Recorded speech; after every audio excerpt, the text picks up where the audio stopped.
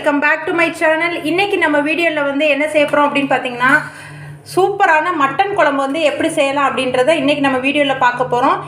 இன்றைக்கி வந்து எங்கள் வீட்டில் வந்து இட்லிக்கு வந்து மட்டன் குழம்பு தான் வச்சுருக்கேன். இந்த மட்டன் குழம்பு எப்படி செய்யலாம் அப்படின்றத இன்றைக்கி நம்ம வீடியோவில் பார்க்க போகிறோம். நான் இன்றைக்கி செஞ்சுருக்க மட்டன் குழம்பு வந்து இட்லி, தோசை, சப்பாத்திக்கு சூப்பராக இருக்கும். நீங்கள் ரைஸ்க்குனாலும் ஊற்றிக்கலாம், ரைஸ்க்கு வச்சு சாப்பிட்டாலும் கூட நல்லா தான் இருக்கும். நான் இன்றைக்கி வந்து எங்கள் வீட்டில் இட்லி செஞ்சுருக்கனால அதுக்கு தான் வந்து இன்றைக்கி மட்டன் குழம்பு செஞ்சுருக்கேன். இந்த மட்டன் குழம்பு வந்து எப்படி செய்யலாம் அப்படின்றத இப்போ வாங்க நம்ம வீடியோக்குள்ளே போய் தெரிஞ்சுக்கலாம். ஓகே ஃப்ரெண்ட்ஸ், இந்த மட்டன் குழம்புக்கு வந்து நம்ம வந்து ஒரு மசாலா வந்து வறுத்து அரைக்க போகிறோம். அதுக்கு வந்து ஒரு பேன் வந்து நான் அடுப்பில் வச்சுருக்கேன். இதில் வந்து கொஞ்சமாக 1 டேபிள் ஸ்பூன் அளவுக்கு எண்ணெய் சேர்த்துக்கலாம். இதில் பார்த்திங்கன்னா கொஞ்சமாக வந்து பட்டை எடுத்து வச்சுருக்கேன், ஒரே ஒரு ஏலக்காய், 3 கிராம்பு எடுத்து வச்சுருக்கேன், 1/4 டீஸ்பூன் அளவுக்கு ஜீரகம், 1 டேபிள் ஸ்பூன் அளவுக்கு வந்து மிளகு எடுத்திருக்கேன். இது எல்லாத்தையும் நம்ம சேர்த்துக்கலாம்.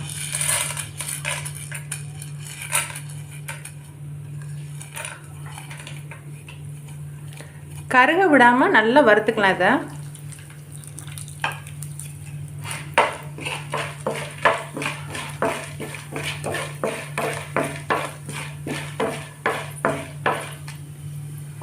இது லேசாக பொரிஞ்சோடனே வந்து ஒரு 6லேருந்து 7 பூண்டு பல் எடுத்திருக்கேன். கொஞ்சமாக ஒரு சின்ன துண்டு வந்து இஞ்சி சேர்த்துக்கலாம்.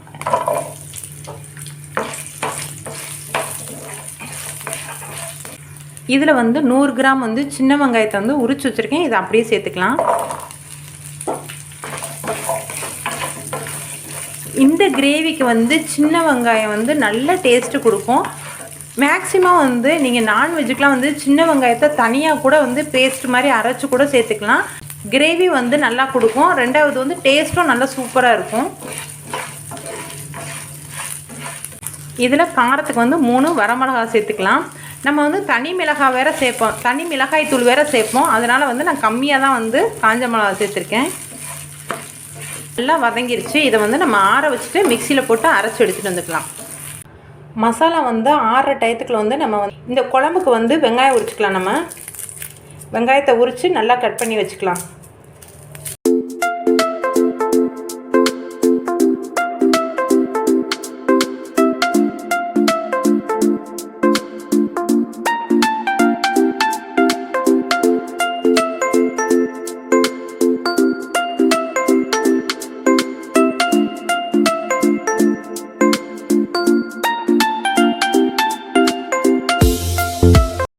தக்காளியை க்ளீன் பண்ணிவிட்டு எடுத்துகிட்டு வந்திருக்கேன். மீடியம் சைஸ் தக்காளி வந்து 2 எடுத்திருக்கேன். இதை வந்து நம்ம கட் பண்ணிக்கலாம்.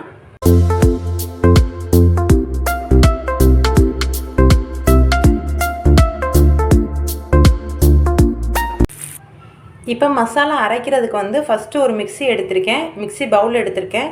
இதில் வந்து கொஞ்சமாக வந்து தேங்காய் போட்டுக்கலாம். நம்ம ஒரு செல்லளவுக்கு தான் நான் தேங்காய் எடுத்திருக்கேன். இதை வந்து நல்லா வந்து பூ மாதிரி திருவிட்டு வந்துக்கலாம். ஒரு பல்ஸ் மோடு மட்டும் கொடுத்து இப்போ நல்லா பூ மாதிரி வந்து திருவிட்டு வந்தாச்சு.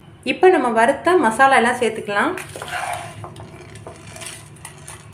நல்லா ஆற வச்சதுக்கப்புறம் வந்து மிக்சியில் அரைச்சிக்கோங்க.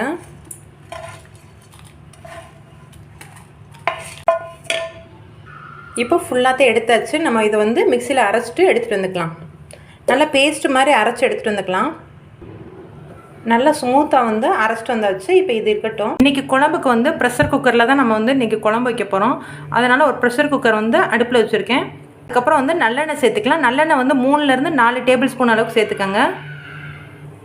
ஆயில் வந்து நல்லா ஹீட் ஆயிடுச்சு. இப்போ வந்து நம்ம வெங்காயம் சேர்த்துக்கலாம். இதில் வந்து நம்ம கடுகு எதுவுமே சேர்க்க போகிறதில்ல. மேக்ஸிமம் வந்து நான்வெஜ்ஜுக்கு கடுகு சேர்க்கவே கூடாது. அந்த டேஸ்ட்டு ஃப்ளேவரே மாற்றி கொடுத்துரும். அதனால் வந்து நான்வெஜ்ஜுக்கு முடிஞ்ச அளவுக்கு வந்து நீங்கள் கடுகு சேர்க்காமல் பார்த்துக்கோங்க. இந்த வெங்காயத்தை வந்து நல்லா வதக்கி விட்டுக்கலாம்.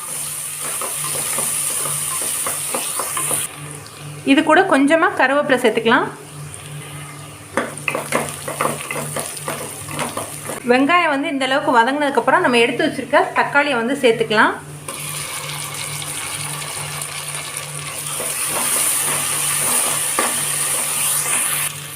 தக்காளி வதங்குறதுக்கு கொஞ்சமாக உப்பு சேர்த்துக்கலாம்.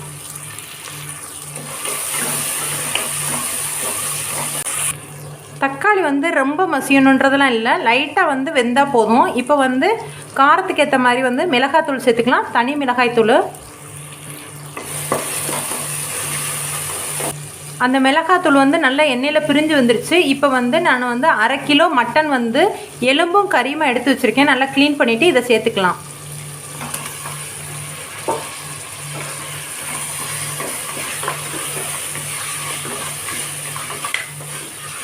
மட்டனை நல்லா பரட்டி விட்டுக்கலாம்.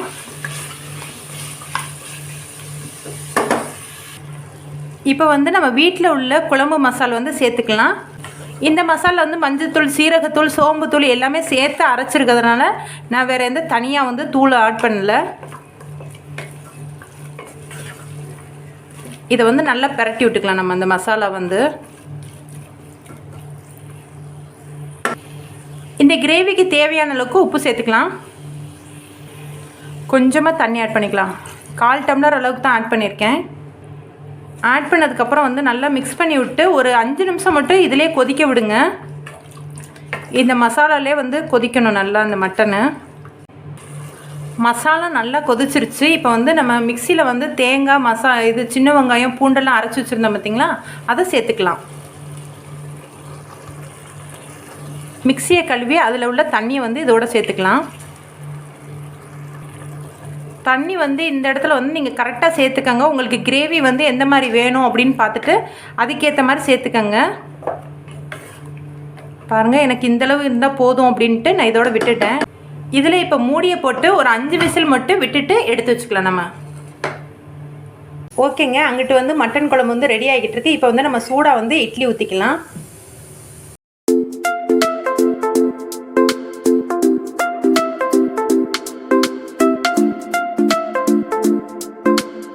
ஊற்றியாச்சு. இப்போ நம்ம அடுப்பில் வச்சு வேக வச்சுக்கலாம். இங்கே இட்லி வேக வைக்கிறதுக்கு தண்ணி வச்சுருக்கேன். இதில் வந்து நம்ம ஒவ்வொரு தட்டாக வந்து எடுத்து வச்சுக்கலாம்.